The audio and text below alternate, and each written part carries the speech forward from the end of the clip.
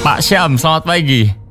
Selamat pagi, Assalamualaikum warahmatullahi wabarakatuh. Waalaikumsalam warahmatullahi wabarakatuh. Apa kabar Pak Syam? Alhamdulillah, baik. Okay. Kopel, Komite Pemantau Legislatif Indonesia, memantau teman-teman di legislatif ya Pak ya? Kalau ASA Indonesia ini apa Pak? Kalau ASA Indonesia sebenarnya itu hampir sama gitu ya. Jadi konsen pada 3 area. Itu adalah anti korupsi, HAM dan demokrasi gitu ya. Jadi agak luas. Cuma ini lembaga riset gitu. Oh oke, baik. Pemilu digital ya. Oke, siap. Kebetulan kemarin untuk pemilu 2004 ini itu meluncurkan untuk program namanya Cek Pemilu. Jadi aplikasi gitu ya. Oh, ASA ini? Ya. Oh, jadi harapan kita nanti publik itu bisa kemudian mendeteksi dini dari awal siapa sih sebenarnya profiling gitu ya. Caleg-caleg di Indonesia itu yang dulu pernah terjerat kasus lah gitu ya, atau dia pernah terlibat illegal login dan macam-macam gitu. Biar informasi lebih banyak buat pemilih ya, track record. Harapan kita kan pemilu berintegritas kan harus tahu siapa calonnya gitu kan. Gitu. Jadi kalau kemudian ini kan kita akan memilih lahirnya sampai 574 untuk anggota di MPR nanti kan, dan itu posisinya harus kita kenal siapa dia, dari DPD-nya siapa, dari DPR-nya siapa gitu kan. Persis. Nah, kalau ujuk-ujuk masuk aja kan, ya lahirlah seperti sekarang ini yang kita alami, kinerjanya tidak seperti ini, lahir undang-undang yang banyak kemudian bisa membuat publik semakin dalam posisi yang tidak justru responsif gitu ya, tapi bahkan semakin mengeritkan gitu. Iya benar. Tadi aplikasinya namanya Cek Pemilu. Cek Pemilu. Udah ada di App Store, Play Store ya? Iya. Tapi itu sampai sekarang kita memang ini ya tidak buka langsung ke publik kecuali yang ada kerjasama ke kita, karena persoalannya kan ada undang-undang perlindungan data pribadi gitu ya. Ini jadi meskipun ini kita sudah dedikasikan, serahkan jadi gratis gitu ya ke penyelenggara pemilu, KPU dan Bawaslu, sisa menunggu teknikal untuk MOU-nya gitu. Siap. Jadi kita hibahkan gitu loh. Bukan untuk publik berarti. Ke publik, tapi melalui KPU dan Bawaslu, termasuk kepada teman-teman pemantau itu bisa kita ini gitu. Siap, baik. Pak Syam, sekarang kita ingin mendengar pandangan Anda soal politik biaya tinggi ya. Jadi PPATK baru-baru ini mencatat adanya aliran dana tindak pidana pencucian uang dari kegiatan ilegal tentu saja, yang ini diduga masuk dalam proses kontestasi pemilu. Gimana Pak Syam melihat ini? Iya, makasih Mas Udi. Saya pertama dulu ini ya, saya klarifikasi, orang memang selalu melihat pada posisi cost politik gitu ya. Jadi biaya politik yang tinggi, lalu kemudian seolah-olah itu menjustifikasi orang untuk kemudian berada pada pertarungan yang tidak pasti. Nah, bahkan dalam posisi lain ada banyak kemudian membawa narasi ini untuk kemudian udahlah kita kembalikan saja, misalnya kalau pilkada lewat DPRD saja, atau kemudian dalam pemilu legislatif kita kembalikan pada sistem proporsional tertutup gitu ya, karena alasan itu biaya politik yang tinggi. Padahal ada 2 hal yang harus sebenarnya harus dipisahkan secara tegas. Pertama adalah ada hal yang sangat berbeda, cost politik dengan kenakalan politisi. Cost politik bagi saya itu sangat rendah, dan kami pernah menulis soal itu gitu ya, hitung-hitungnya jelas, indikatornya jelas gitu ya, bahwa kalau dia cost politik itu sebenarnya bisa ditangani gitu ya, dengan sumber pendanaan yang jelas dari partai politik dan yang bersangkutan. Bahkan sebenarnya kenapa kemudian biaya bantuan partai politik, biaya bantuan pihak ketiga untuk politik itu dibatasi, karena kita sudah hitung betul bahwa dengan angka itu sudah bisa terpenuhi gitu ya. Nah, apa yang kemudian menjadi biaya politik itu menjadi mahal karena sesungguhnya menjadi liar. Jadi tidak dibedakan antara cost politik dengan kenakalan itu gitu ya. Itu yang membuat semuanya menjadi liar. Misalnya ada kandidat-kandidat yang menghalalkan secara cara, termasuk kandidat yang kemudian misalnya menggunakan mahar atau kemudian menggunakan money politik dan macam-macam gitu ya. Itu yang membuat semakin mahal dan uncontrol sebenarnya memang kalau itu dibiarin gitu ya. Itu sebenarnya. Jadi itu bagi saya adalah poin besar yang memang menjadi PR sekarang ini. Kita mendorong ada regulasi yang tegas untuk memisahkan yang mana sebenarnya cost politik dan mana uang kenakalan politisi.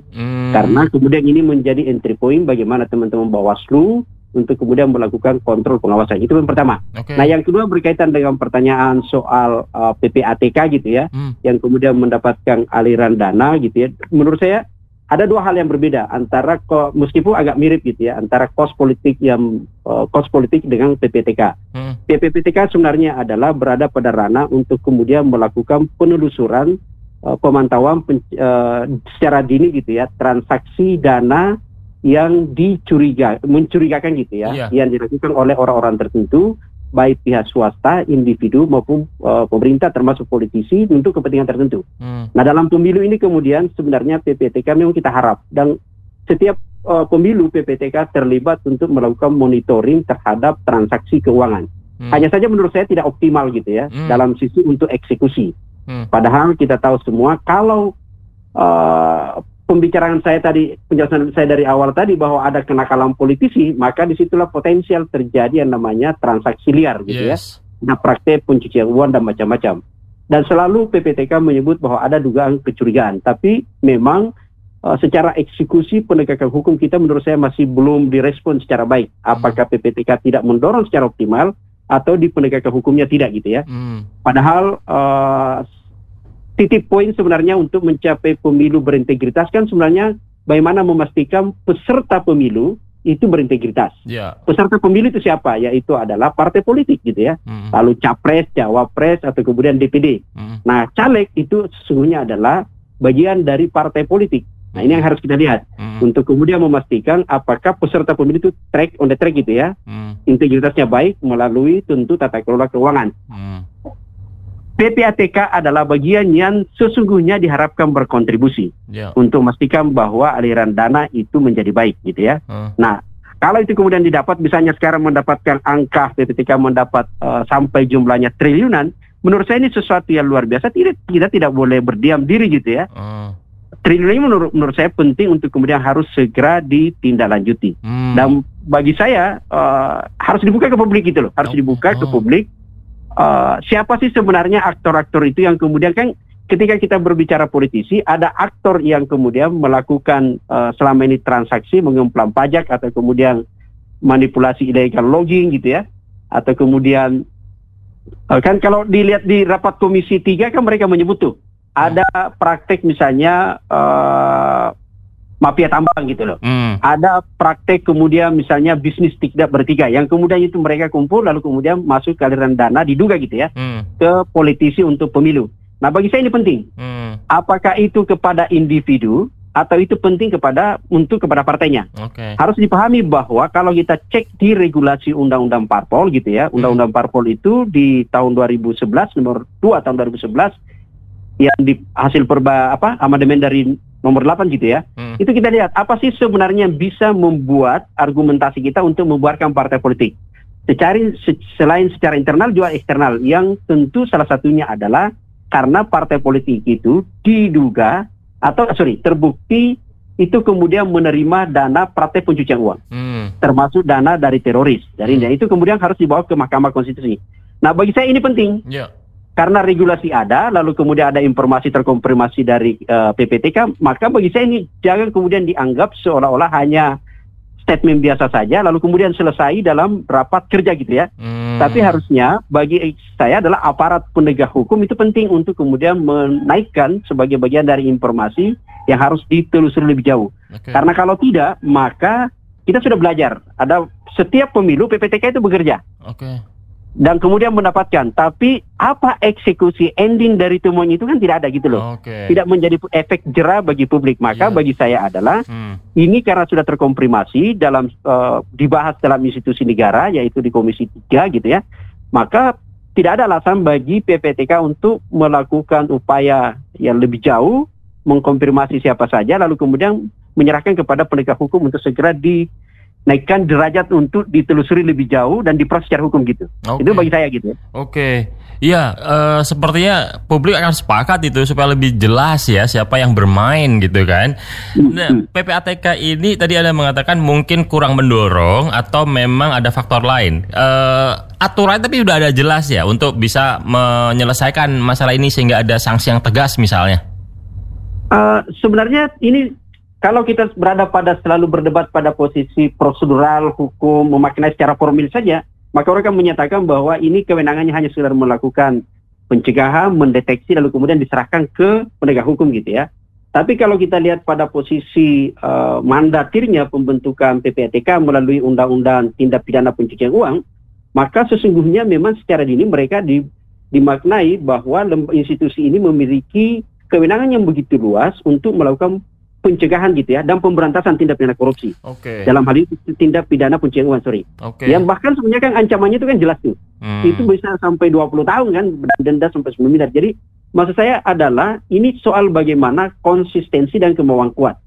Setidaknya adalah tidak hanya membangun narasi saja kepada publik bahwa ada, kan PPATK bukan lembaga NGO gitu loh. Ini adalah lembaga negara yang memiliki kewenangan diatur dalam konstitusi, undang-undangnya jelas, maka kemudian menurut saya sisa bagaimana pola koordinasi antar lembaga penegak hukum yang lain untuk kemudian bisa kita lihat. Saya ingin kalau kita ke belakang gitu ya, coba kita lihat misalnya ada beberapa kasus itu kan sebenarnya diduga itu terlibat masuk dalam partai politik gitu ya. Coba kita ingat misalnya kasus iktp gitu ya, KTP elektronik itu kan jelas tuh. Ada dalam dakwaan itu selama persidangan kan terungkap bahwa ada beberapa aliran dana dipakai untuk kegiatan parpol gitu ya. Nah itu kan berhenti gitu lah.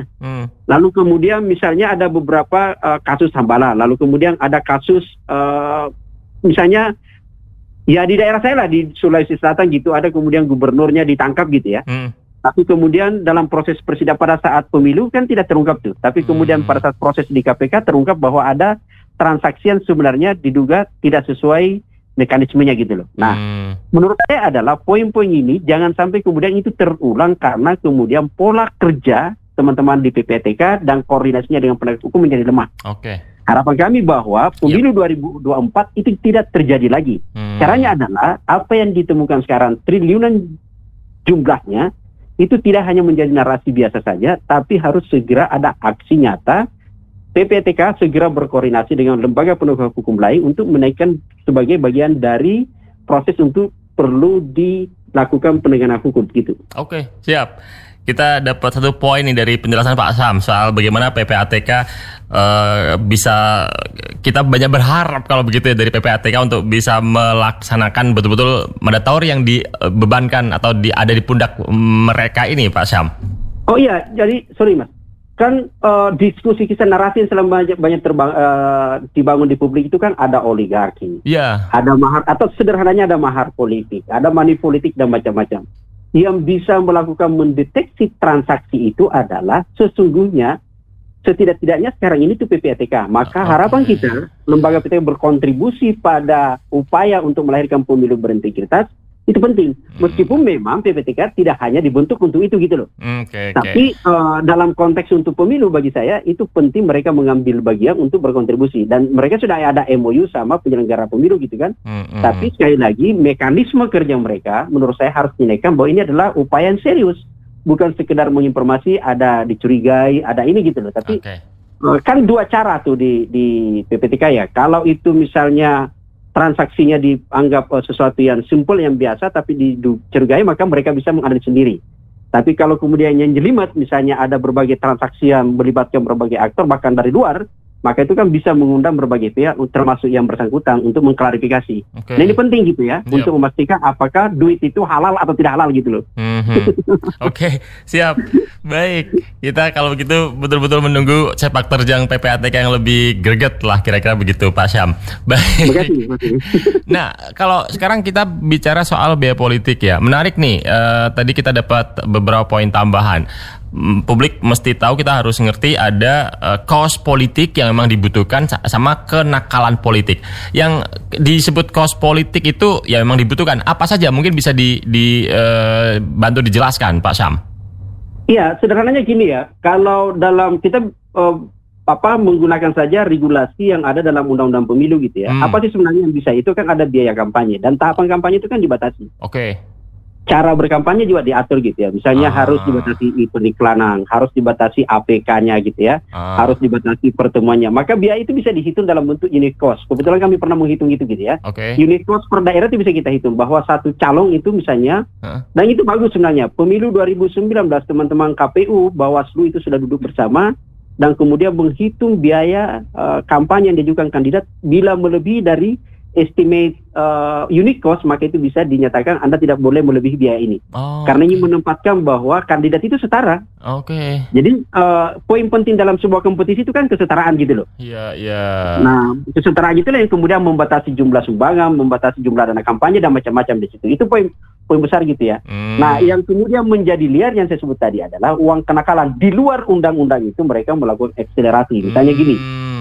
Ini yang saya sebut menyatakan biasanya ada mahar atau kemudian ada dukungan-sokongan dari tersembunyi gitu ya. Yang tadi PPTK penting masuk. Dulu memang pada era pemilu 2004, 2009 gitu ya, atau masuk bergeser 2014 sudah mulai bergeser. Praktek untuk money politik itu sebenarnya memang masih konvensional. Kandidat lalu kemudian berbagi-bagi amplop, ya orang menyebut serangan pajar gitu ya. Tapi sekarang ini tipologi money politik bukan di situ lagi. Ada selain menggunakan IT juga adalah aktor yang terlibat tidak langsung kandidat. Bisa saja pihak ketiga. Yaitu adalah kalau di 2019 banyak menggunakan aktor relawan dan macam-macam kan yang disebut ikut bertanggung jawab secara hukum dalam pemilu adalah yang terdaftar sebagai tim kampanye yang melakukan eksekusi money politik yang tidak ada namanya dalam daftar tim kampanye gitu kan. Tapi itu dulu 2019.